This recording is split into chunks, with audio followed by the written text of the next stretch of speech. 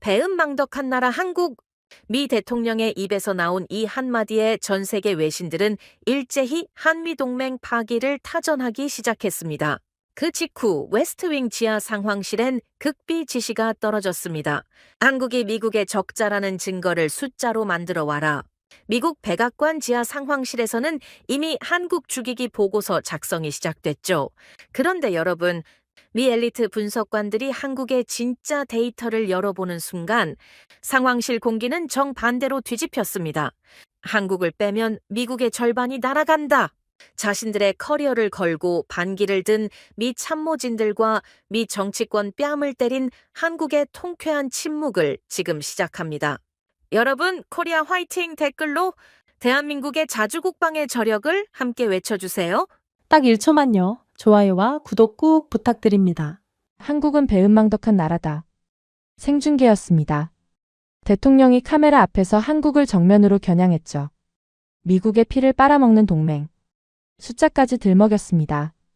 4만 5천 명 연간 29억 달러 적자. 방송이 끝나기도 전에 백악관 내부가 요동쳤습니다. 그리고 그날 밤 저는 지하 상황실에 앉아 있었습니다. 테이블 건너편에서 수석 보좌관이 말했죠. 48시간이다. 한국이 적자라는 걸 숫자로 만들어와. 저는 되물었습니다. 분석 결과가 다르면 어떻게 합니까? 돌아온 대답은 정말 짧았어요. 결론은 이미 나와 있어. 아까 대통령이 한 말 못 들었나? 그 순간 직감했습니다. 이건 보고서가 아니라 무기였습니다. 그리고 그 방아쇠를 제가 당겨야 했죠. 저는 에단 하워드입니다. 국가안보회 전략기획 수석 보좌관으로 22년간 미국의 안보 전략을 설계해온 사람입니다. 그날 오전까지만 해도 평범한 하루였습니다. 저는 인도태평양 전략 보고서의 마지막 수정본을 검토하고 있었고 오후에는 의회 브리핑 자료를 넘길 예정이었죠. 워싱턴의 봄은 늘 그렇듯 바쁘지만 예측 가능한 리듬으로 돌아가고 있었습니다. 그런데 오후 2시 15분 백악관 브리핑룸에서 생중계가 시작되면서 그 리듬이 완전히 깨져버렸습니다. 대통령은 원래 경제 성과를 발표할 예정이었습니다. 무역 적자 감소, 제조업 일자리 복귀 그런 이야기들이요. 실제로 처음 10분은 그 내용이었죠. 그런데 기자 질문이 시작되면서 분위기가 달라졌습니다. 한 기자가 주한미군 방위비 분담금 협상에 대해 물었고 대통령의 표정이 순간적으로 굳어지는 게 보였습니다. 저는 사무실 모니터로 그 장면을 지켜보고 있었는데 그 표정을 보는 순간 뭔가 잘못되고 있다는 걸 느꼈죠. 한국은 우리한테 감사할 줄 모릅니다. 대통령은 준비된 답변을 완전히 벗어나기 시작했습니다. 우리가 4만 5천 명의 병력을 주둔시키고 있어요. 핵무기를 가진 북한 앞에서 미국 청년들이 목숨을 걸고 서 있는 겁니다. 그런데 한국이 내는 돈이 얼마인지 아십니까? 대통령은 손가락으로 허공을 찍으며 말했죠. 연간 29억 달러 적자입니다. 미국 납세자의 돈이 한반도에서 증발하고 있어요. 저는 모니터 앞에서 눈을 감았습니다. 4만 5천이라는 숫자가 먼저 걸렸거든요. 실제 주한미군 병력은 약 2만 8,500명 수준입니다. 4만 5천은 주한미군과 주일미군, 그리고 괌 로테이션 병력까지 전부 합산한 인도태평양 전체 수치에 가까운 숫자였죠. 의도적으로 부풀린 건지 잘못 알고 있는 건지는 알 수 없었지만 어느 쪽이든 문제였습니다. 대통령의 입에서 나온 숫자가 사실과 다르다는 건 그 위에 쌓이는 모든 논리도 흔들린다는 뜻이니까요. 하지만 솔직히 말씀드리면 그 순간 저도 완전히 부정하지는 못했습니다. 22년간 이 분야에서 일하면서 한국 방위비 분담 문제는 늘 논쟁거리였거든요. 미국 내부에서는 한국이 충분히 내고 있지 않다는 인식이 꽤 깊게 자리 잡고 있었고 저 역시 그 프레임 안에서 교육받고 분석해온 사람이었습니다. 대통령의 표현이 거칠긴 했지만 틀린 말만은 아니지 않나 하는 생각이 머릿속 한쪽에서 스쳐 지나간 것도 사실이에요. 방송이 끝난 건 오후 2시 47분이었습니다. 그리고 정확히 12분 뒤 제 보안 단말기에 메시지가 떴습니다. 발신자는 국가안보보좌관실이었고 내용은 단 2줄이었죠. 웨스트윙 지하 상황실. 오후 4시. 전원 소집. 저는 그 메시지를 보면서 심장이 빨라지는 걸 느꼈습니다. 전원 소집이라는 단어가 주는 무게를 아는 사람이라면 이해하실 겁니다. 그건 일상적인 회의가 아니라 누군가 중대한 결정을 내리려 한다는 신호거든요. 상황실에 들어섰을 때 이미 12명이 앉아 있었습니다. 국방 담당, 정보 담당, 예산 담당, 아시아 전략 팀장까지. 평소 같으면 서로 가볍게 인사를 나누는 분위기였을 텐데 그날은 아무도 입을 열지 않았죠. 테이블 위에는 아무 서류도 없었고 스크린도 꺼져 있었습니다. 그 정적 자체가 이미 메시지였습니다. 이건 평소와 다르다는 메시지. 국가안보보좌관 드레이크가 먼저 입을 열었습니다. 오늘 대통령 발언 다들 봤을 겁니다. 짧은 침묵이 흐른 뒤 드레이크가 테이블을 한번 두드렸죠. 대통령께서 직접 지시하셨습니다. 48시간 안에 한국 방위비 분담의 실태를 정리한 보고서를 올려라. 한국이 동맹에 얼마나 적자를 주고 있는지 숫자로 증명하라. 회의실 안이 술렁였습니다. 48시간이라는 시간 제한이 의미하는 바를 모르는 사람은 없었거든요. 정상적인 전략 보고서는 최소 2주에서 한 달이 걸립니다. 데이터 수집, 교차 검증, 부서 간 협의, 법률 검토까지 거치면 그보다 더 걸리는 경우도 많죠. 48시간이라는 건 그 모든 과정을 건너뛰라는 뜻이었습니다. 저는 손을 들어 질문했습니다. 분석 과정에서 결론이 달라질 가능성도 열어둡니까? 드레이크는 저를 똑바로 쳐다보며 말했습니다. 에단 결론은 이미 나와 있어. 자네는 그걸 뒷받침할 숫자를 만들면 돼. 그 한마디에 회의실 공기가 완전히 가라앉았습니다. 사실이 아니라 결론을 쓰라는 명령이었습니다. 저는 그 순간 머릿속에서 수십 가지 생각이 동시에 돌아가는 걸 느꼈습니다. 이건 분석이 아닙니다. 이건 정치적 무기를 만드는 작업이었죠. 대통령의 발언을 사후 정당화하기 위한 도구, 한국을 압박하기 위한 근거, 그리고 필요하다면 동맹 재편의 명분까지 될 수 있는 문서를 만들라는 겁니다. 27년간 정보 분석과 전략 기획을 해오면서 정치적 압력을 받아본 적이 없는 건 아닙니다. 하지만 이렇게 노골적으로 결론을 지정해놓고 보고서를 쓰라는 지시는 처음이었어요. 그리고 드레이크가 마지막으로 한마디를 더했습니다. 총괄은 에단 내가 맡아. 그 순간 회의실의 시선이 전부 저에게 쏠렸습니다. 책임이 아니라 올감이었죠. 이 보고서가 어떤 결과를 낳든 그 책임은 제가 지게 되는 구조였습니다. 보고서가 대통령의 뜻대로 나가면 저는 거짓을 만든 사람이 되고 사실대로 쓰면 대통령의 명령을 거역한 사람이 됩니다. 어느 쪽을 선택하든 제 커리어는 끝날 수 있었습니다. 회의가 끝나고 복도로 나왔을 때 다리에 힘이 풀리는 걸 느꼈습니다. 22년간 수많은 위기 보고서를 써왔지만 이번은 본질이 달랐습니다. 위기를 분석하는 보고서가 아니라 위기를 만들어내는 보고서였으니까요. 사무실로 돌아와 의자에 앉았을 때 컴퓨터 화면 위에 한국 관련 데이터 폴더가 보였습니다. 수십 개의 파일, 수천 페이지의 보고서, 수년간 축적된 데이터. 저는 그 폴더를 열면서 이상한 감정을 느꼈습니다. 한국이라는 이름이 처음으로 낯설게 느껴졌거든요. 22년간 동맹국 분석 항목의 하나로만 다뤄왔던 그 이름이 갑자기 전혀 다른 무게로 다가왔습니다. 저는 아직 몰랐습니다.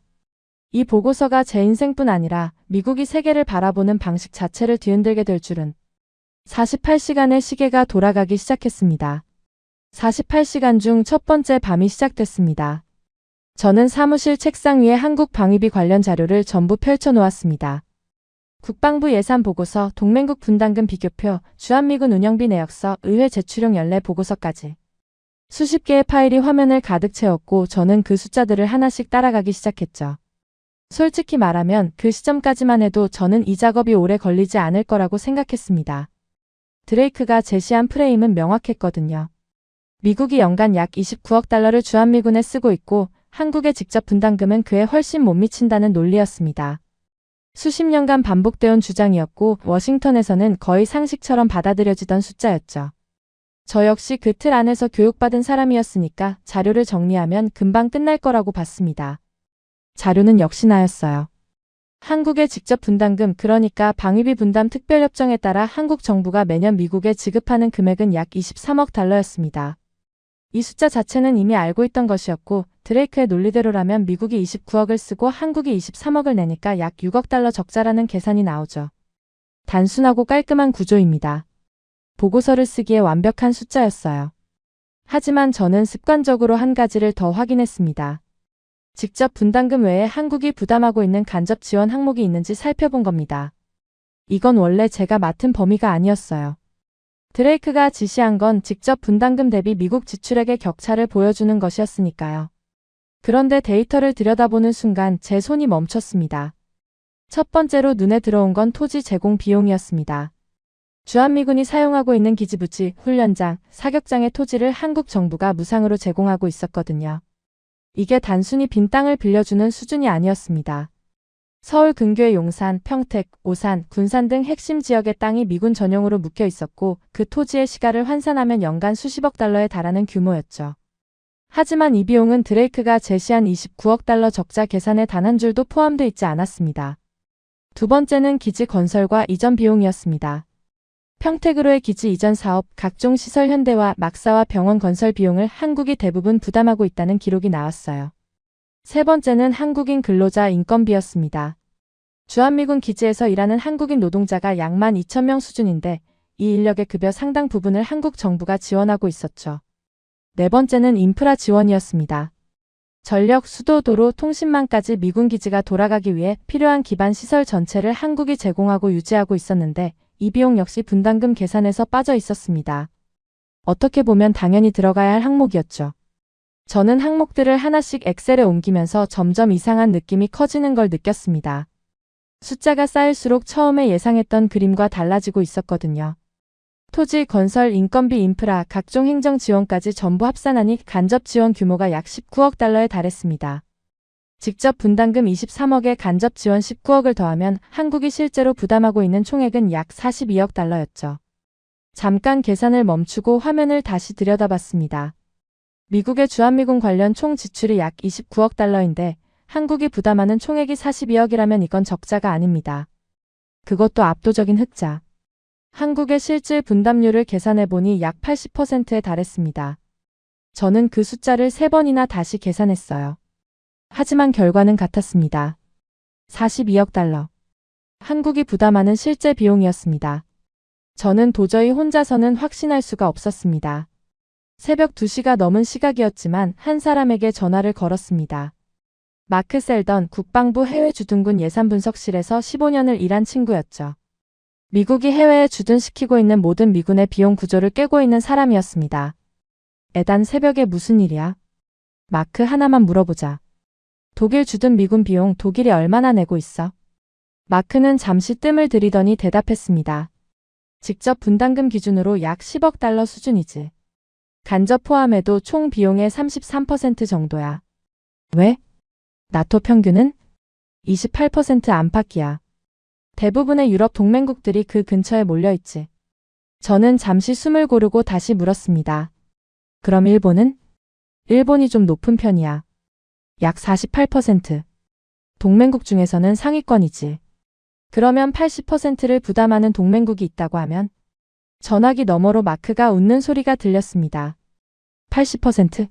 그런 나라는 없어. 그 정도면 동맹이 아니라 미국이 무임승차하는 수준이지. 웃음이 뚝 멈췄습니다. 한국이 그 숫자가 나왔어. 간접 지원까지 포함하면 한국이 주한미군 비용의 약 80%를 부담하고 있어. 총액으로 42억 달러야. 마크는 한참 동안 아무 말이 없었습니다. 그리고 낮은 목소리로 말했죠. 에단, 그 숫자가 맞으면 우리가 지금까지 의회에 보고한 자료가 전부 반쪽짜리라는 뜻인데. 저는 대답 대신 한숨을 내쉬었습니다. 마크는 상황을 짐작한 듯 더 묻지 않았어요. 다만 끊기 직전에 한마디를 덧붙였습니다. 숫자는 거짓말을 안 해. 조심해. 전화를 끊고 나서 저는 한동안 의자에 기대앉아 천장을 바라봤습니다. 독일 33%, 나토 평균 28%, 일본 48%, 그리고 한국 80%. 그 숫자들을 나란히 놓으니 말이 필요 없었습니다. 한국은 적자 동맹이 아니었습니다. 미국의 모든 동맹국 중에서 가장 많이 부담하고 있는 나라였어요. 그것도 2위와는 비교가 안 되는 격차로. 저는 그 순간 묘한 감정을 느꼈습니다. 분노라고 해야 할지 당혹감이라고 해야 할지 정확히 모르겠지만 한 가지는 분명했습니다. 29억 달러 적자라는 숫자는 완전한 숫자가 아니었어요. 누군가 의도적으로 잘라낸 숫자였습니다. 간접 지원을 빼고 토지 비용을 빼고 인건비를 빼고 인프라를 빼면 당연히 적자처럼 보이죠. 그건 계산 실수가 아닙니다. 한국은 적자라는 결론을 만들기 위해 현실을 잘라낸 것이었어요. 새벽 4시 저는 팀원 2명에게 긴급 메시지를 보냈습니다. 국방예산 분석관 카터와 동맹정책연구관 리사였죠. 30분 뒤 카터가 먼저 도착했고 제 화면을 보더니 한참 동안 말이 없었습니다. 이 간접 지원 항목들 출처가 어디야? 국방부 연례 보고서하고 주한미군 사령부 내부 자료야. 전부 공식 데이터야. 카터는 자기 노트북을 열어서 같은 자료를 독립적으로 검증하기 시작했습니다. 리사가 도착한 건 새벽 5시쯤이었는데 그때까지 카터의 계산 결과도 제 숫자와 거의 일치했죠. 리사가 화면을 훑어보더니 조용히 말했습니다. 에단, 이 숫자가 맞으면 드레이크한테 올릴 보고서를 쓸 수가 없어. 저도 알고 있었습니다. 대통령이 원하는 건 한국이 적자라는 증거였는데 데이터는 정반대를 가리키고 있었으니까요. 카터가 의자를 돌리며 물었습니다. 어떻게 할 거야? 간접 지원을 빼고 쓸 수도 있잖아. 원래 그렇게 해왔으니까. 저는 그 질문에 바로 대답하지 못했습니다. 맞는 말이었거든요. 직접 분담금만 놓고 비교하는 게 워싱턴의 관행이었고 간접 지원은 부록에 한 줄 언급하고 넘어가는 게 보통이었죠. 그 관행을 따르면 보고서는 48시간 안에 깔끔하게 완성될 수 있었습니다. 드레이크도 만족할 거고 대통령에게도 올라갈 수 있죠. 제 커리어에도 아무 문제가 없을 겁니다. 하지만 제 눈앞에 있는 숫자가 자꾸 걸렸습니다. 42억 달러 80%. 이건 해석의 차이가 아니었어요. 숫자는 거짓말을 하지 않습니다. 사람이 할 뿐이죠. 그리고 지금 저에게 거짓말을 하라고 시키고 있는 겁니다. 저는 카터와 리사를 번갈아 보며 말했습니다. 일단 팩트대로 정리하자. 어떻게 올릴지는 그 다음에 생각해. 카터가 고개를 끄덕였고 리사는 잠시 망설이다가 노트북을 열었습니다. 세 사람이 새벽빛이 들어오는 사무실에 앉아 아무도 보지 않았던 숫자들을 테이블 위로 꺼내기 시작했습니다. 그날 아침 저는 처음으로 깨달았습니다. 우리는 한국을 제대로 본 적이 없었다는 걸요. 보고 싶은 것만 보고 있었던 겁니다. 이건 틀린 게 아니라 숨긴 것이었습니다. 잘려나간 진실이 지금 제 손 안에 있었고 남은 시간은 40시간이 채 되지 않았습니다. 숫자와 씨름하던 그 다음날 아침 상황실 분위기가 완전히 달라졌습니다. 저는 간접 지원 데이터를 정리하느라 밤을 새운 상태였는데 출근하자마자 복도에서 동료들이 웅성거리는 소리가 들렸습니다. 무슨 일인가 싶어 상황실로 들어갔더니 대형 스크린에 외신 속보가 떠 있었죠. 한국 대통령이 입을 열었다는 내용이었습니다. 화면 속 한국 대통령은 짧고 단호한 어조로 말하고 있었습니다. 우리는 스스로 지킬 줄 아는 나라가 됐습니다. 그 한마디가 워싱턴 상황실에 울려 퍼지는 순간 주변이 조용해졌습니다. 저는 처음에 그 발언의 무게를 제대로 가늠하지 못했어요. 외교적 수사라고 생각했거든요.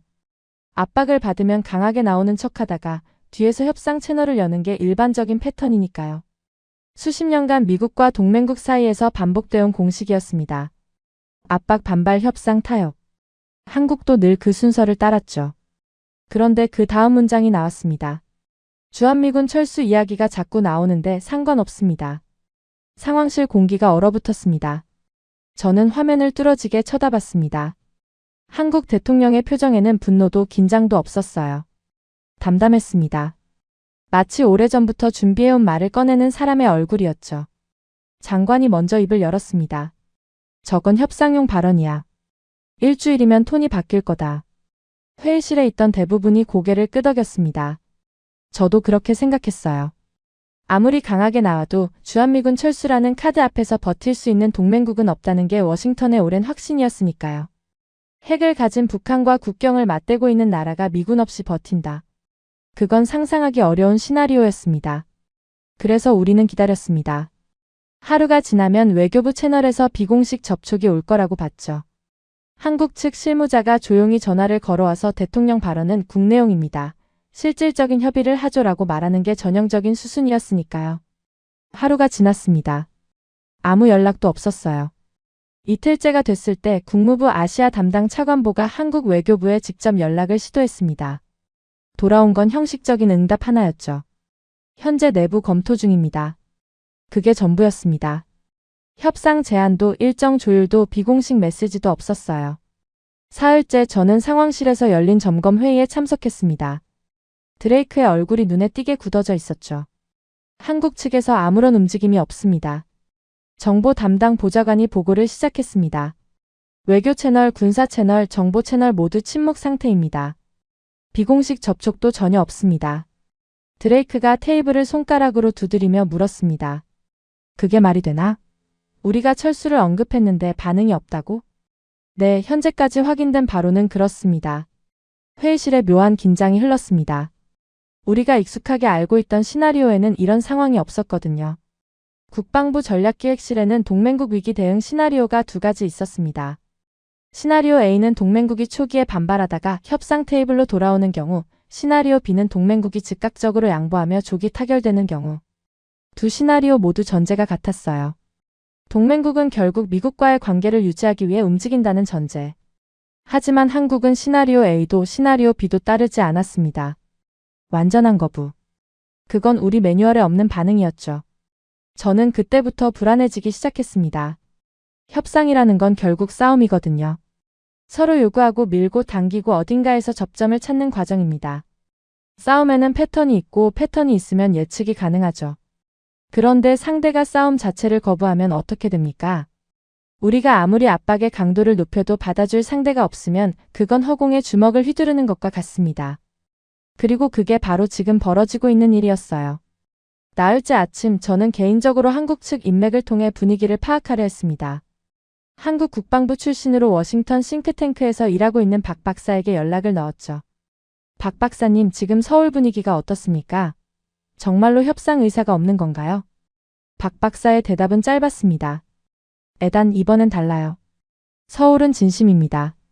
하지만 주한미군 없이 북한을 상대한다는 게 현실적으로 가능한 겁니까? 그 질문 자체가 10년 전 질문이에요. 지금 한국군은 과거에 미국 총을 빌려 쓰던 그 한국군이 아닙니다. 저는 그 말에 뭐라고 대꾸해야 할지 몰랐습니다. 박 박사는 과장하는 사람이 아니었거든요.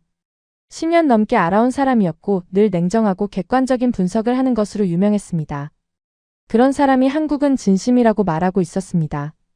전화를 끊고 나서 저는 한참 동안 생각에 잠겼습니다. 우리는 수십 년간 같은 가정 위에서 전략을 짜왔습니다. 한국은 미국 없이 안보를 유지할 수 없다는 가정. 그래서 압박하면 결국 따라올 수밖에 없다는 가정. 그 가정이 너무 오랫동안 맞아떨어졌기 때문에 아무도 의심하지 않았죠. 하지만 지금 눈앞에서 벌어지고 있는 현실은 그 가정을 정면으로 부정하고 있었습니다. 닷새째 상황은 더 심각해졌습니다. 한국 국방부가 2026 자주국방 강화 계획을 공식 발표한 겁니다. 방위비 증액, 독자 정찰 위성 확충, 미사일 전력 강화. 그 발표문에 어디에도 미국이라는 단어는 없었습니다. 마치 미국이 존재하지 않는 것처럼 한국 홀로의 방위 체계를 설명하고 있었죠. 드레이크가 회의실에서 소리를 높였습니다. 이건 허세야. 국내 여론용이라고. 하지만 그 목소리에 처음으로 확신이 빠져 있다는 걸 저는 느꼈습니다. 정보 담당이 추가 보고를 했거든요. 한국 언론 여론조사 결과 자주국방 지지율이 78%입니다. 주한미군 철수에 대해서도 과반 이상이 수용 가능하다고 답했습니다. 그 숫자를 듣는 순간 회의실이 다시 한번 조용해졌습니다. 여론까지 등을 돌린 거였어요. 이건 정부 차원의 전술이 아니라 국민 전체의 방향 전환이었습니다. 저는 그날 밤 사무실에서 지도를 펼쳐놓고 한반도를 한참 바라봤습니다. 그 작은 반도가 지금 미국이라는 거대한 나라를 상대로 침묵이라는 무기를 쓰고 있었습니다. 우리가 기다리는 입장이 되어 있었어요. 역사상 미국이 동맹국의 반응을 기다리며 초조해한 적이 있었던가요? 적어도 제 22년 경력에서는 처음이었습니다. 그리고 그날 밤 저는 처음으로 이런 생각을 했습니다. 이건 우리가 알고 있던 한국이 아니다. 협상 테이블에 앉아서 조건을 주고받던 그 나라가 아니었습니다. 그들은 협상하지 않았습니다. 침묵을 선택했죠. 그리고 국방에 집중했습니다. 그리고 그 침묵과 선언은 어떤 요구보다도 크게 울리고 있었죠. 한국은 이제 스스로 지킨다는 선언. 그 선언의 무게가 워싱턴 전체를 짓누르기 시작하고 있었습니다. 한국의 침묵이 계속되던 그 주, 상황실에서 전혀 다른 안건이 올라왔습니다. 중동이었어요. 이란과의 긴장이 급격히 고조되면서 국방부가 중동 방공 전력 보강을 긴급 요청한 겁니다. 드레이크가 스크린에 배치도를 띄우며 말했습니다. 중동 정구에 사드 1개 포대를 추가 배치해야 한다. 가용 자산을 검토해. 군사 담당 보좌관 펠런이 목록을 훑더니 대답했죠. 본토에서 빼려면 의회 승인이 필요합니다. 가장 빠른 건 한국 배치분을 전환하는 겁니다. 회의실이 잠깐 조용해졌습니다. 한국에 배치된 사드를 빼서 중동으로 보내겠다는 뜻이었거든요. 저는 손을 들었습니다. 한국 측과 사전 협의는 합니까? 드레이크가 저를 쳐다보며 말했어요. 사드는 미군 자산이야. 우리 장비를 우리가 옮기는 건데 왜 협의가 필요한가? 하지만 한국 방공망의 핵심 축인데 사전 통보도 없이 빼면 동맹 신뢰에 심각한 문제가 생깁니다. 지금 한국과 관계가 이런 상황에서 드레이크가 말을 잘랐습니다. 에단, 지금 중동에서 미국 병사들이 위협받고 있어. 한국 문제는 나중에 정리하면 돼. 더 이상 반론의 여지가 없는 분위기였습니다. 그날 오후 사드 반출 명령이 떨어졌어요.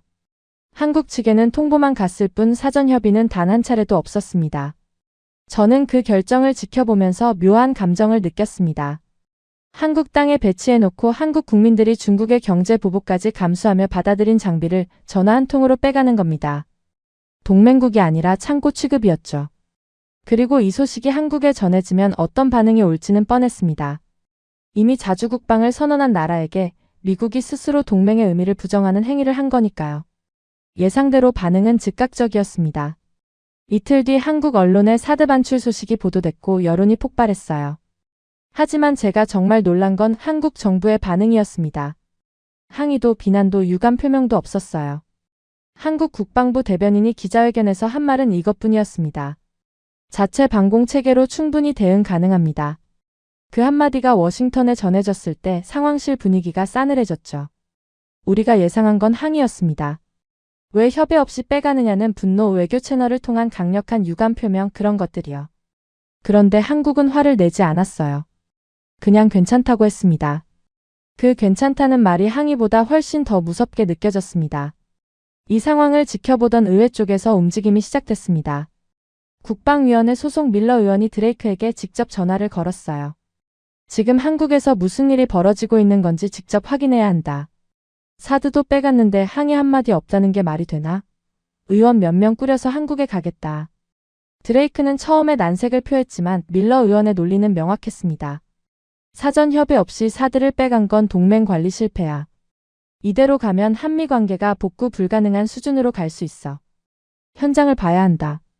결국 의회 대표단의 한국 방문이 결정됐고 저는 수석 브리핑 담당으로 포함됐습니다. 솔직히 말하면 저는 그때까지도 한국의 자주국방 선언이 현실적이라고 보지 않았습니다. 숫자상으로 한국이 많은 비용을 부담하고 있다는 건 이미 확인했지만 그것과 미군 없이 독자적으로 방위를 유지할 수 있느냐는 완전히 다른 문제니까요. 사드를 빼갔는데 괜찮다고 한 것도 국내 여론을 의식한 허세일 수 있다고 봤어요. 현장에 가보면 결국 한계가 드러날 거라고 생각했습니다. 비행기에서 내려 첫 번째 목적지로 향했을 때 저는 그 생각이 얼마나 아니했는지를 깨닫게 됐습니다. 평택 캠프 험프리스.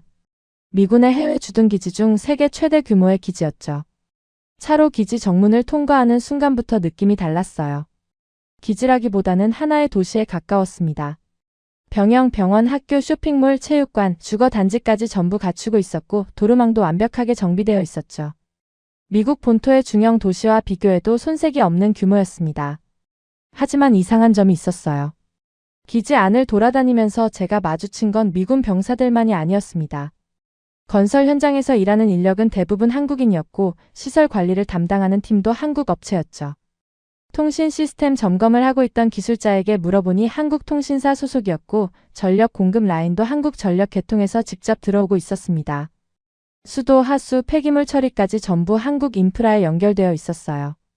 저는 브리핑룸에서 기지 건설 관련 자료를 요청했습니다. 캠프 험프리스의 총 건설 비용은 약 110억 달러. 그중 한국이 부담한 금액이 얼마인지 확인하는 순간 저는 자료에서 눈을 떼지 못했습니다. 92%. 110억 달러 중 약 101억 달러를 한국이 냈다는 뜻이었죠. 세계 최대 미군 기지를 한국이 지은 겁니다. 미국의 지원 일절 없이 말이에요. 미국이 쓰고 있는 기지를 한국 돈으로 한국 인력이 한국 땅 위에 건설한 것이었습니다. 저는 그 숫자를 보면서 방금 전 워싱턴에서 벌어진 일을 떠올렸어요. 한국이 92%를 부담해서 지어준 기지 위에 배치된 장비를 협의 한 번 없이 빼간 겁니다. 남의 집에 얹혀 살면서 집주인한테 말도 안 하고 가구를 들고 나간 격이었죠. 이건 미국 기지가 아니었습니다. 한국이 만든 도시였어요. 우리는 그 위에서 살고 있었던 겁니다. 밀러 의원이 같은 자료를 보더니 저에게 물었습니다. 하워드, 이 숫자가 정확한 건가? 국방부 공식 기록과 한국 측 감사 자료를 교차 확인한 수치입니다. 미국이 부담한 8%는 뭔가? 주로 미군 전용 장비 설치와 일부 특수시설 비용입니다. 건물 자체, 도로, 인프라, 주거시설은 전부 한국 부담이에요. 밀러 의원은 자료를 내려놓으며 한참 동안 창밖을 바라봤습니다. 그런데 우리가 여기서 사드를 협의 없이 빼간 거야? 저는 대답 대신 고개를 끄덕였습니다. 밀러 의원의 표정이 복잡하게 일그러졌어요. 하지만 진짜 충격은 그 다음 일정에서 찾아왔습니다. 우리는 한국군 수뇌부와의 실무 면담 자리에 배석했습니다. 한국 측 장성들은 긴장하거나 방어적인 태도를 전혀 보이지 않았어요. 오히려 차분하고 체계적으로 자신들의 전력 현황을 설명했죠. 제가 직접 물었습니다. 사드 체계가 반출됐는데 한국의 미사일 방어에 공백이 생기지 않습니까? 왜 강력히 항의하지 않으셨습니까? 한국 측 장성은 잠시도 망설이지 않았습니다. 우리는 자체 방공 체계가 있습니다. 솔직히 말씀드리면 충분하다고 판단했습니다. 그리고 스크린에 한국산 방공 시스템의 현황을 띄웠죠. 천궁 체계라고 불리는 한국형 미사일 방어 시스템이었습니다. 중거리 탄도미사일 요격이 가능한 체계였고 이미 실전 배치가 완료된 상태였어요. 저는 그 브리핑을 들으면서 내내 불편한 감정을 느꼈습니다. 한국 측이 보여준 건 계획이 아니라 이미 진행된 현실이었거든요. 사드가 빠져도 대체할 수 있는 체계를 이미 갖추고 있었고 거기에 추가 전력까지 준비하고 있었습니다. 그들은 사드 철수를 가정한 시나리오를 어제 오늘 만든 게 아니었어요. 오래전부터 준비해왔던 겁니다. 그리고 그 반출이 현실이 됐을 때 그들은 전혀 흔들리지 않았어요. 항의하지 않은 게 아니라 항의할 필요가 없었던 겁니다. 이미 준비가 끝나 있었으니까요. 면담이 끝나고 나오는 길에 우리 대표단 사이에서 거의 대화가 없었습니다. 밀러 의원이 복도를 걸으면서 낮은 목소리로 말했죠. 하워드, 우리가 이걸 확인하러 온 거 맞나? 아니면 우리 잘못을 확인하러 온 건가? 저는 그 질문에 대답하지 못했습니다. 확인하러 온 것이 맞았지만 확인된 내용이 우리가 기대한 것과 정반대였으니까요. 숙소로 돌아와서 저는 그날의 자료들을 다시 펼쳐놓았습니다. 캠프 험프리스 건설비 110억 달러, 한국 부담 92%. 기지 운영에 필요한 전력, 수도, 통신 전부 한국 의존. 사드 반출 이후에도 가동 가능한 독자 방공 체계 보유. 한국군 현대화 수준은 제가 마지막으로 분석했던 5년 전과는 비교가 되지 않았습니다. 그날 밤 저는 노트북을 열어보고서 초안에 한 줄을 추가했습니다. 한국의 방위 인프라 자립도는 당초 평가를 크게 상회한다. 타이핑을 하면서도 손이 떨리는 걸 느꼈어요. 이 한 줄이 드레이크가 원하는 결론과 얼마나 멀리 떨어져 있는지 알고 있었으니까요. 그리고 그 순간 깨달았습니다. 우리가 이 나라에 확인하러 온 게 아니었다는 걸. 우리가 틀렸다는 걸 증명하러 온 것이었습니다. 한국이 만든 기지 위에서 살면서 한국을 적자 동맹이라 부르고 한국이 감수한 장비를 말 한마디 없이 빼가면서 동맹이라 말하고 있었던 겁니다. 비행기를 타고 워싱턴으로 돌아오는 동안 창밖으로 태평양이 펼쳐져 있었습니다. 저는 그 바다를 내려다보면서 한 가지 사실을 되새겼습니다. 한국은 그 태평양 건너편에서 단 한 번도 흔들리지 않았습니다. 사드를 빼가도 배은망덕이라 불러도 철수를 언급해도 그들은 자기 발로 서 있었어요. 다만 한 가지는 확실했죠. 지금 흔들리고 있는 건 한국이 아니라 우리였습니다. 한국에서 돌아온 뒤 워싱턴의 공기가 달라졌습니다.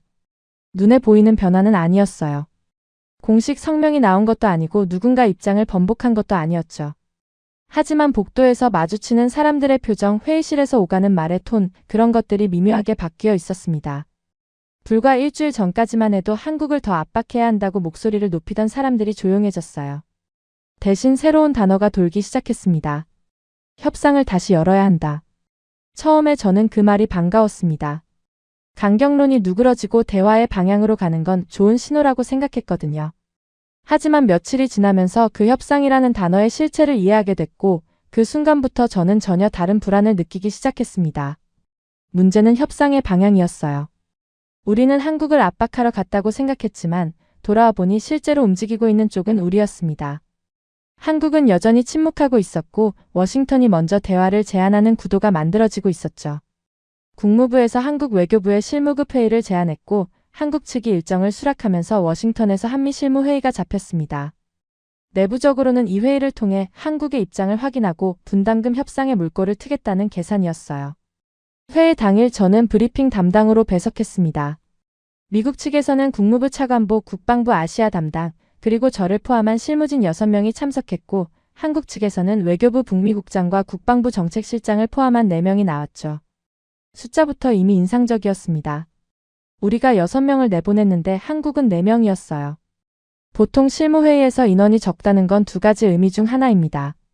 준비가 덜 됐거나 아니면 할 말이 명확해서 많은 사람이 필요 없거나. 한국 측의 표정을 보는 순간 후자라는 걸 알 수 있었습니다. 회의는 미국 측의 모두 발언으로 시작됐습니다. 국무부 차관보가 동맹의 중요성을 강조하면서 방위비 분담금 협상을 조속히 재개하자는 취지의 이야기를 꺼냈죠. 외교적 수사로 포장되어 있었지만 핵심은 간단했습니다. 다시 대화하자, 조건을 논의하자, 접점을 찾자. 미국 측 발언이 끝나고 한국 측 북미국장이 입을 열었습니다. 저는 그 순간을 지금도 정확히 기억합니다. 한국 측 북미국장은 서류를 한 장도 펼치지 않았어요. 테이블 위에 손을 가지런히 올려놓은 채 차분한 목소리로 말했습니다. 동맹은 서로 이익이 될 때 유지됩니다. 짧은 문장이었죠. 하지만 그 한마디가 회의실 전체를 관통했습니다. 미국 측 참석자들 사이에서 미세한 동요가 느껴졌어요. 국무부 차관보가 살짝 자세를 고쳐 앉았고 국방부 담당자는 앞에 놓인 메모를 내려다봤죠. 저는 한국 측 북미국장의 눈을 바라보고 있었는데 거기에는 분노도 긴장도 타협의 여지도 없었습니다. 그냥 사실을 말하는 사람의 눈이었어요. 북미국장은 이어서 한국의 입장을 설명하기 시작했습니다. 양보나 조건 제시가 아니었어요. 한국이 현재 부담하고 있는 방위비의 실체를 수치와 함께 조목조목 짚어나갔죠. 직접 분담금, 간접 지원, 토지 제공, 기지 건설, 인프라 유지. 제가 새벽에 혼자 계산했던 그 숫자들이 한국 측 입에서 공식적으로 나오고 있었습니다. 그리고 마지막에 이렇게 덧붙였죠. 한국은 동맹국 중 가장 높은 분담률을 유지하고 있습니다. 이 이상의 요구는 동맹의 본질에 대한 재정의를 요구하는 것과 같습니다. 국방부 담당자가 반박을 시도했습니다. 하지만 한반도 안보 환경의 특수성을 고려하면 미군 주둔의 가치는 단순한 비용으로 환산할 수 없습니다. 한국 측 국방부 정책실장이 대답했어요. 동의합니다. 그래서 저희도 같은 논리를 적용하고 있습니다. 한국의 전략적 위치가 미국에 제공하는 가치 역시 단순한 비용으로 환산할 수 없죠. 그 대답에 우리 측 누구도 즉각적인 반론을 내놓지 못했습니다. 같은 논리를 거울처럼 되돌려받은 거였어요. 미군 주둔이 한국에 가치가 있다면 한국이라는 위치도 미국에 가치가 있다는 뜻이니까요. 그 논리를 부정하려면 한반도의 전략적 가치 자체를 부정해야 하는데 그건 미국 인도태평양 전략의 근간을 스스로 허무는 일이었습니다. 회의가 1시간쯤 진행됐을 때 저는 한 가지 사실을 깨달았습니다. 한국 측은 단 한 번도 양보를 언급하지 않았습니다. 이 정도면 어떻겠습니까? 라거나 중간 지점을 찾아보죠라는 말이 한마디도 나오지 않았어요. 그들은 협상하러 온 게 아니었습니다. 자신들의 입장을 통보하러 온 것이었죠. 회의가 끝나고 미국 측 참석자들만 남은 자리에서 국무부 차관보가 먼저 입을 열었습니다. 생각보다 강경하군. 국방부 담당자가 고개를 저으며 말했죠. 강경한 게 아닙니다. 저 사람들은 준비가 돼 있는 겁니다. 저는 그 말에 속으로 동의했습니다. 한국 측이 보여준 건 감정적 반발이 아니라 체계적으로 정리된 논리였거든요. 우리가 던진 모든 질문에 데이터로 응수했고 우리의 프레임을 정확히 역이용했습니다. 그날 저녁 저는 사무실에서 한국의 국방비 자료를 다시 열어봤습니다. 한국의 연간 국방 예산은 약 60조 원, 달러로 환산하면 약 460억 달러 규모였습니다. 이건 세계 10위권 수준이에요. 인구나 경제 규모를 고려하면 상당히 높은 국방비 지출이었죠.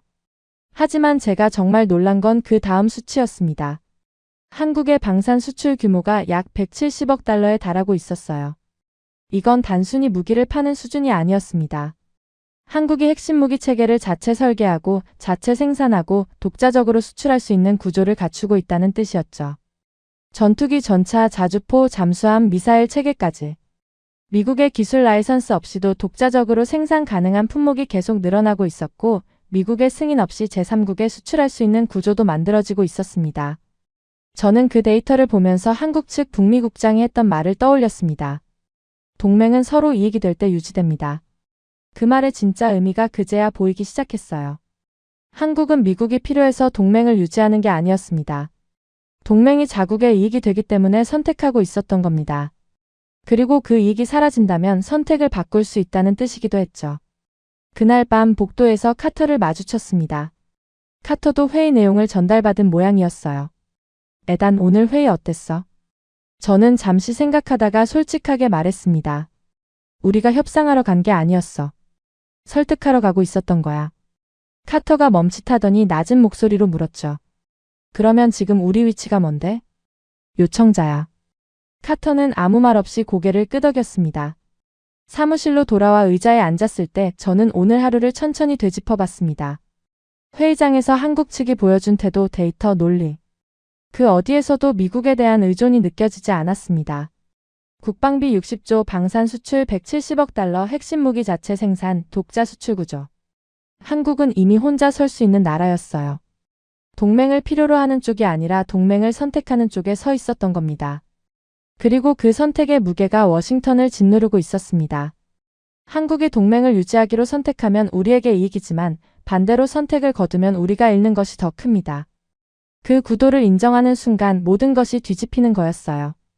우리가 한국을 지키고 있다는 오랜 서사가 실은 한국이 우리에게 전략적 거점을 허용하고 있었다는 현실로 바뀌는 순간이었죠. 동맹은 선택이다. 그 한마디가 제 안에서 계속 울리고 있었습니다. 그런데 그때부터 이상한 일들이 벌어지기 시작했어요. 한국을 둘러싼 세계의 움직임이 바뀌고 있었습니다. 처음에는 단편적인 뉴스처럼 보였죠.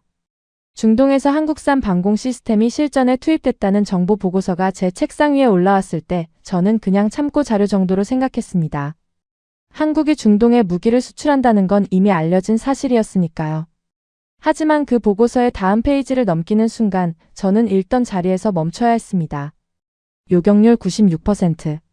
한국의 천궁2 체계가 실전 환경에서 기록한 수치였습니다. 96%라는 숫자가 어떤 의미인지 이 분야에서 일해본 사람이라면 바로 알 수 있어요. 미국의 패트리어트 체계가 실전에서 보여준 요격률이 약 80% 초반대입니다. 물론 조건이 다르고 교전 환경이 다르고 단순 비교가 어렵다는 건 알고 있었죠. 하지만 96이라는 숫자는 그런 조건의 차이를 감안하더라도 무시할 수 없는 수준이었습니다. 저는 국방부 무기체계 분석팀에 확인을 요청했습니다. 돌아온 답변은 더 충격적이었어요. 천궁2의 단가가 패트리어트의 약 절반 수준이었다는 겁니다. 같은 방공 임무를 수행하는데 요격률은 더 높고 가격은 절반. 거기에 납기까지 달랐습니다. 미국 방산 업체의 평균 납기가 계약 후 2년에서 3년인데 한국은 그 절반 이하의 기간 안에 납품이 가능했어요. 중동이나 동유럽처럼 당장 위협에 노출된 지역에서는 이 차이가 곧 생존의 문제였습니다. 아무리 성능이 좋아도 3년을 기다려야 한다면 그 3년 동안 하늘이 뚫려 있는 거니까요. 사우디아랍에미리트, 폴란드, 노르웨이. 한국산 방공체계와 자주포, 훈련기에 대한 수출 계약이 동시다발적으로 진행되고 있었습니다. 이건 단발성 거래가 아니라 시장 구조 자체가 움직이고 있다는 신호였죠. 그런데 이 소식에 대한 워싱턴의 반응이 제가 예상한 것과 달랐습니다. 위기감이 아니라 무시였어요. 국방부 방산협력실의 그레이슨 부실장과 복도에서 마주쳤을 때 저는 중동 실전 결과에 대해 물어봤습니다. 천궁2 실전 데이터 봤습니까? 96%입니다. 그레이슨은 콧방귀를 뀌듯 웃으며 대답했어요. 에단, 재래식 요격 체계로 아무리 숫자를 만들어봤자 한계가 있어. 핵탄두가 없는 미사일이 무슨 소용인가? 결국 마지막 카드는 핵이야. 한국은 그게 없잖아. 저는 그 말에 뭐라고 반박해야 할지 잠시 생각했습니다. 틀린 말은 아니었거든요. 재래식 전력이 아무리 강해도 핵 앞에서는 차원이 다른 게 사실이니까요. 그런데 그레이슨이 한마디를 더 했습니다. 사실 미사일 지침을 풀어준 것부터가 실수였어. 그거 하나 풀어줬더니 지금 저 꼴이 난 거 아닌가. 그 말에 저는 걸음을 멈췄습니다. 미사일 지침. 그 단어가 머릿속에서 무언가를 건드렸어요. 사무실로 돌아와서 저는 한국 미사일 지침의 역사를 처음부터 찾아보기 시작했습니다. 그리고 그 내용을 확인하는 순간 저는 또 한 번 말을 잃었어요. 1979년 한국이 자체적으로 미사일 개발을 시작하려 하자 미국이 개입했습니다. 한국의 미사일 기술을 이전해주는 대가로 사거리를 180km로 제한하는 양해각서를 체결한 겁니다. 180km면 북한 전역은커녕 평양도 닿지 않는 거리였죠. 한국은 자기 나라를 위협하는 적의 수도조차 타격할 수 없는 미사일만 만들 수 있었던 겁니다. 그리고 이 제한은 42년간 지속됐습니다. 1997년에 300km로 2012년에 800km로 조금씩 풀리긴 했지만 완전히 해제된 건 2021년이었어요. 42년입니다. 한 세대가 넘는 시간 동안 한국은 미국의 허락 없이는 자기 미사일의 사거리조차 결정할 수 없었던 거예요. 저는 그 연표를 보면서 이상한 감정이 밀려오는 걸 느꼈습니다. 동맹국이라고 부르면서 42년 동안 미사일 사거리를 묶어놨다는 게 과연 동맹의 모습입니까? 한국은 그 제한 아래에서도 미사일 기술을 독자적으로 발전시켜왔고 지침이 해제되자마자 폭발적으로 역량을 확장했습니다.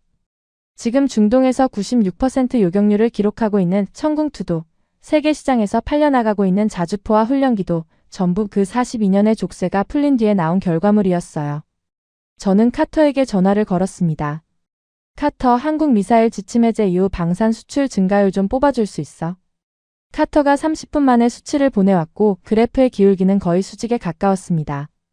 에단, 이거 보면 지침 해제가 방산 폭발의 직접적인 방아쇠였어. 42년 동안 눌러놨던 게 한꺼번에 터진 거야. 그레이스는 그걸 풀어준 게 실수라고 하더라. 카터가 잠시 침묵하더니 말했죠. 실수라고? 42년 동안 동맹국 팔을 비틀어 놓고 그걸 풀어준 게 실수라고 말하는 거야. 저는 대답하지 않았습니다. 대답할 필요가 없었거든요. 하지만 그레이슨의 말 중 하나가 계속 머릿속에 남아 있었습니다. 핵탄두가 없는 미사일이 무슨 소용인가. 그 말은 무시하려는 의도로 던진 것이었지만 뒤집어 보면 완전히 다른 의미가 됩니다. 한국이 핵탄두까지 갖추면 어떻게 되는가. 재래식 전력은 이미 세계 수준이고 미사일 기술은 42년의 제한을 뚫고 독자 발전했으며 방산 수출로 기술력을 증명하고 있는 나라가 핵까지 손에 넣는다면 그 순간 미국이 한국에 대해 가진 마지막 우위가 사라지는 겁니다. 그날 오후 저는 정보 담당에게 한국의 핵 관련 동향을 요청했습니다. 돌아온 자료의 첫 페이지에 적힌 숫자 하나가 눈에 박혔어요. 한국 국민의 핵무장 찬성 여론 70% 이상. 저는 그 숫자를 보면서 그레이슨의 얼굴을 떠올렸습니다. 핵탄두가 없는 미사일이 무슨 소용이냐고 비웃던 그 표정. 그런데 만약 한국이 그 핵탄두를 만들기로 결정한다면 그레이슨이 비웃을 수 있는 시간이 얼마 남지 않았다는 걸 그때 저는 직감했습니다. 그날 밤 저는 인도태평양 전략 지도를 대형 스크린에 띄워놓고 한참을 바라봤습니다. 미군 기지 배치도, 동맹국 위치, 중국 해군 활동 범위, 북한 미사일 사정거리. 그 모든 선과 점들의 교차점에 한반도가 있었습니다. 중국을 견제하는 전진기지, 대만을 지키는 최전선, 일본을 방어하는 완충지대. 그 모든 구조가 한반도 위에 서 있었어요. 그리고 그 한반도 위의 나라는 42년간 미사일 사거리를 묶여 있으면서도 스스로의 힘으로 세계 방산 시장의 판도를 바꾸고 있었습니다. 우리가 한국을 이용하고 있다고 생각했지만 사실은 우리가 그 위에 서 있었다는 것을. 한반도라는 좁은 땅 위에 미국의 인도태평양 전략이 올라가 있었고 그 전략의 비용 대부분을 한국이 부담하고 있었으며 이제 한국은 그 구조 없이도 스스로 설 수 있는 능력을 갖추고 있었습니다. 세계가 한국을 선택하고 있었어요. 우리가 아니라 한국이 중심이었습니다. 그날 밤 늦게 드레이크에게서 전화가 왔습니다. 에단, 보고서 진행 상황은 어때? 저는 잠시 망설이다가 대답했습니다. 데이터를 정리하고 있습니다. 그런데 방향이 처음 예상과 많이 다릅니다. 전화기 너머로 드레이크의 한숨이 들렸어요. 많이 다르다는 게 무슨 뜻인지 알겠네. 내일 아침에 이야기하지. 전화가 끊긴 뒤 저는 책상 위에 놓인 핵 동향 자료를 다시 집어들었습니다. 70%. 그 숫자가 내일 아침 상황실에서 어떤 파장을 일으킬지 저는 이미 예감하고 있었습니다. 그런데 다음날 그 뇌관은 예상하지 못한 곳에서 터졌죠. 전날 밤 두 가지 소식이 동시에 워싱턴을 강타한 겁니다. 첫 번째는 한국 여당 소속 의원이 국회에 자위권적 핵무장 촉구 결의안을 대표 발의했다는 속보였습니다.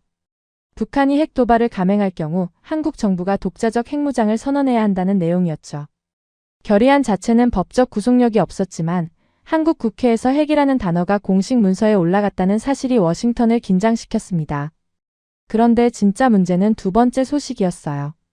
미국 에너지부가 한국을 민감국가 목록에 추가했다는 사실이 한국 언론에 보도된 겁니다. 민감국가란 원자력과 에너지 첨단 기술 협력에 제한을 받는 국가들의 목록입니다.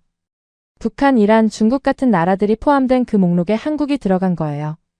동맹국을, 그것도 원전 수출까지 하는 세계적 원자력 기술 강국을 핵 확산 우려 국가 취급한 겁니다. 이 두 소식이 겹치면서 한국에서 폭발적인 반응이 나왔습니다. 정보 담당이 스크린에 한국 여론 동향을 띄우며 설명했죠. 한국 내 핵무장 찬성 여론이 71%를 넘어섰습니다. 이건 지난 3년간 꾸준히 상승해온 수치인데 민감국가 지정 이후 급격히 더 올라갔습니다. 드레이크가 인상을 찌푸리며 물었어요. 핵무장 결의안은 여당 단독 아닌가? 야당은 입장이 다를 텐데. 원래는 그랬습니다. 하지만 민감국가 지정 이후 상황이 바뀌었습니다. 정보 담당이 다음 슬라이드로 넘겼습니다. 한국 야당 지도부가 공식 성명을 냈습니다. 민감국가 지정은 동맹에 대한 모독이며 핵 주권은 여야의 문제가 아니라 국가 생존의 문제라는 내용입니다. 민감국가 지정 철회를 촉구하는 국회 결의안 추진도 검토하겠다고 밝혔습니다. 회의실 분위기가 무거워졌어요. 한국에서 핵 문제가 여야 구분 없이 공론화되기 시작했다는 신호였으니까요. 드레이크가 손을 들어 말을 끊었습니다. 여론이 높다고 해서 실제로 만드는 건 다른 문제 아닌가? 핵무기 개발이 그렇게 쉬운 일은 아닐 텐데. 정보 담당이 고개를 한번 끄덕이더니 다음 슬라이드로 넘겼습니다. 그래서 기술 역량을 분석했습니다. 스크린에 한국의 원자력 기술 현황이 나타났습니다.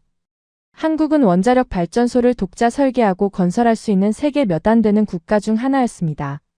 설계만 하는 수준이 아니라 해외에 원전을 수출까지 하고 있는 나라였죠.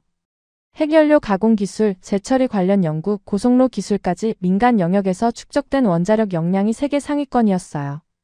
정보 담당의 분석에 따르면 한국이 정치적 결단을 내릴 경우 18개월에서 수년 내에 핵무기 개발이 가능하다는 것이 정보 공동체의 판단이었습니다. 일부 전문가는 1년 내에 핵탄두 수개를 만들 수 있다는 평가까지 내놓고 있었죠. 저는 그 숫자를 들으면서 어제 그레이슨이 했던 말을 떠올렸습니다. 핵탄두가 없는 미사일이 무슨 소용인가. 그때는 비웃음이었지만 지금 이 브리핑을 듣고 있자니 전혀 웃을 수 없었어요. 한국이 그 핵탄두를 만들 수 있는 기술을 이미 갖추고 있었으니까요. 제가 먼저 질문했습니다. 한국이 핵을 갖게 되면 동맹 구조에 미치는 영향은 어떻게 평가합니까? 정보 담당이 저를 바라보며 대답했어요. 핵심은 이겁니다. 현재 미국이 한국에 대해 가지고 있는 가장 강력한 레버리지는 핵 억제력 제공입니다. 한국이 독자 핵 능력을 갖추는 순간 그 레버리지가 소멸합니다. 그 한마디가 핵심을 관통했습니다. 한국은 이미 재래식 전력에서 상당한 자립을 이뤘습니다. 42년간 미사일 사거리까지 묶여 있으면서도 독자 기술을 발전시켜온 나라였죠. 하지만 그 모든 자립에도 불구하고 한 가지 영역에서만큼은 한국이 여전히 미국에 의존하고 있었어요. 핵우산. 북한이 핵무기를 보유하고 있는 상황에서 한국은 미국의 핵 억제력에 기대고 있었고 그것이 동맹을 유지하는 가장 근본적인 이유 중 하나였습니다. 미국이 가진 마지막 카드였던 거죠.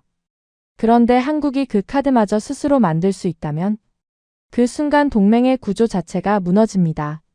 재래식 전력 자립에 핵 능력까지 더해지면 한국은 완전한 군사적 독립을 달성하게 되는 거예요. 더 이상 미국의 보호가 필요 없어지고 따라서 미국의 압박도 요구도 통제도 의미를 잃게 됩니다. 드레이크가 물었습니다. 핵 확산금 지조약 탈퇴, 국제 제재, 외교적 고립. 현실적으로 한국이 그 비용을 감수할 수 있겠나? 정보 담당이 신중하게 대답했어요. 쉬운 결정은 아닙니다. 하지만 문제는 여건이 변하고 있다는 겁니다. 미국이 핵 우산의 신뢰성을 스스로 훼손하고 있는 상황에서 한국 내부의 핵무장 논의는 감정이 아니라 전략적 계산으로 전환되고 있습니다. 거기에 민감국가 지정까지 겹치면서 한국에서는 미국이 오히려 핵 개발의 명분을 만들어주고 있다는 여론이 형성되고 있습니다. 그러니까 우리가 이 상황을 만들고 있다는 뜻인가? 정보 담당은 직접적인 대답 대신 한 문장을 덧붙였습니다. 동맹의 신뢰가 무너지면 자구책이 현실이 됩니다. 회의실에 길고 무거운 침묵이 흘렀습니다. 저는 그 침묵 속에서 지난 며칠간 벌어진 일들을 순서대로 되짚었어요. 배은망덕이라 부르고 사드를 협의 없이 빼가고 42년간 미사일을 묶어놓고 이제는 민감국가로 지정해서 원자력 기술까지 견제하려 합니다. 그 하나하나가 한국을 핵무장 쪽으로 밀어내는 힘이 되고 있었어요. 우리가 압박하면 할수록 한국이 독립으로 향하는 동력이 강해진다는 역설. 브리핑이 끝나고 저는 한 사람에게 연락을 넣었습니다. 박 박사였어요. 한국 국방부 출신으로 워싱턴 싱크탱크에서 일하고 있는 사람이죠. 점심시간에 워싱턴 시내의 한 카페에서 마주 앉았습니다. 저는 단도직입으로 물었습니다. 박 박사님, 한국 국회에서 핵무장 결의안이 나오고 여야가 같이 움직이기 시작했습니다. 어떻게 보십니까? 박 박사는 커피잔을 내려놓으며 저를 똑바로 쳐다봤어요. 애단 나는 평화주의자입니다. 핵무기를 좋아하는 한국 사람은 없어요. 잠시 뜸을 들이더니 말을 이었죠. 하지만 솔직하게 말하겠습니다. 한국은 70년 넘게 미국을 믿었습니다. 미사일 사거리를 묶어놔도 참았어요. 42년으려. 우리 안보에 직결되는 기술인데 허락 없이는 사거리조차 못 늘렸습니다. 그래도 동맹이니까 받아들였어요. 박 박사의 목소리는 차분했지만 그 안에 담긴 무게가 느껴졌습니다. 그런데 지금 미국이 하는 걸 보세요. 배은망덕이라 부르고 사드를 통보도 없이 빼가고 방위비를 더 내라 압박하더니 이제는 민감국가라고 낙인까지 찍었습니다. 북한, 이란이랑 같은 목록이에요. 70년 동맹이 이 정도밖에 안 됩니까? 저는 아무 말도 할 수가 없었어요. 박 박사가 말을 이었습니다. 한국 국민들이 핵무장을 원하는 게 아닙니다. 다시는 누군가에게 안보를 맡기지 않겠다는 겁니다. 42년 동안 미사일 하나 마음대로 못 만들면서 느낀 게 뭔지 아세요? 동맹이라는 이름 아래서 우리가 얼마나 많은 걸 양보해왔는지를 깨달은 겁니다. 그리고 민감국가 지정이 결정타였어요. 미국이 우리를 어떻게 보는지 그날 한국 국민 전체가 이해한 겁니다. 그래서 해까지 가겠다는 겁니까? 박 박사는 잠시 창밖을 바라보다가 조용히 대답했습니다. 우리도 원하는 건 아닙니다.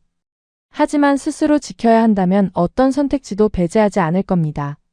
그건 감정이 아니라 생존의 문제예요. 카페를 나오면서 저는 한참 동안 걸었습니다. 박 박사의 표정이 머릿속에서 떠나지 않았어요. 분노가 아니었습니다. 슬픔에 가까웠죠. 70년을 믿었던 동맹에 대한 실망, 42년간 묶여 있으면서도 참아왔던 시간에 대한 허탈함. 그리고 이제 더 이상 참지 않겠다는 조용한 결의. 사무실로 돌아와서 저는 보고서 파일을 열었습니다. 핵무장 시나리오 섹션을 추가하면서 그 의미를 한 문장으로 정리했어요. 한국이 핵을 보유하는 순간 미국의 동아시아 동맹 구조는 근본적으로 재편되며 이 과정에서 미국의 전략적 손실은 회복 불가능한 수준에 이를 수 있다. 타이핑을 마치고 나서 저는 화면을 한참 바라봤습니다. 하지만 더 이상 외면할 수는 없었습니다. 여론 71%, 원자력 기술 세계 상위권, 18개월 내 개발 가능, 국회 결의안 발의, 여야 초당적 공감대 형성. 이건 가능성이 아니라 시간 문제였어요. 그리고 그 시계를 돌리고 있는 건 한국이 아니라 우리였습니다. 배은망덕이라 부르고 사드를 빼가고 42년간 미사일을 묶어놓고 민감국가로 낙인 찍은 결과가 이겁니다. 우리가 두려워했던 건 한국의 거부가 아니었어요. 한국이 우리를 더 이상 필요로 하지 않게 되는 것. 완전한 독립.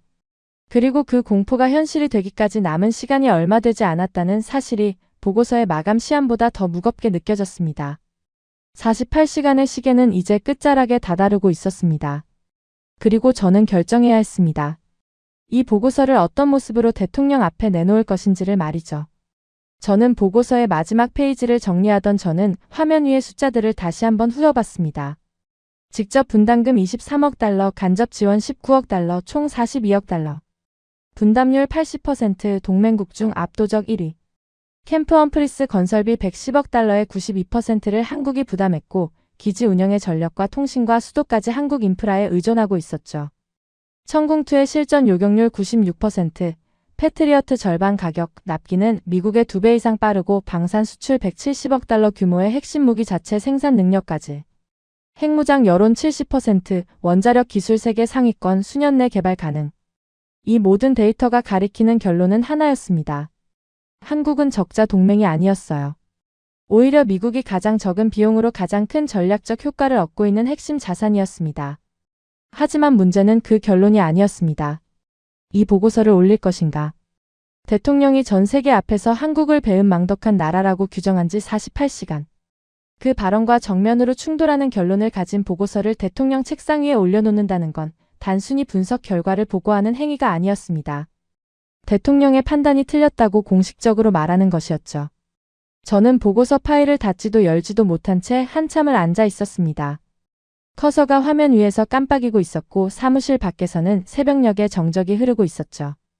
카터와 리사는 이미 퇴근한 상태였고 저 혼자 그 결정의 무게 앞에 서 있었습니다.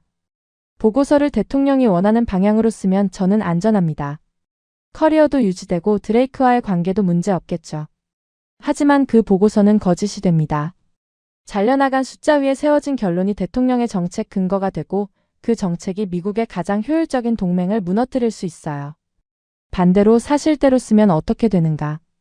대통령의 명령을 정면으로 거스르는 보고서가 올라갑니다.